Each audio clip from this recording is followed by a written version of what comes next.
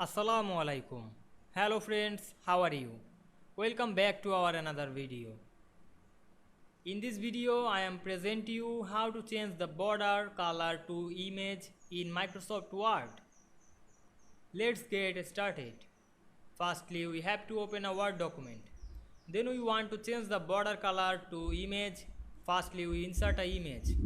Go to the insert menu and click picture option. Then choose a image on our file. I choose the image and insert it.